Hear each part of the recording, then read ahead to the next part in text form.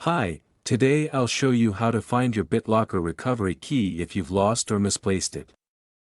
If you want to use data from a disk that is locked with BitLocker, you must have a key, and if you don't have one, you must log into the Microsoft account, with which you were logged in on that locked drive. The link is in the description. After logging into your Microsoft account, go to Devices and on the right side you have two keys, each for one disk partition, then copy the key and paste it into the BitLocker prompt. Now the drive is unlocked, and all your files are accessible again. I hope the video helped you. You can subscribe for free for new videos.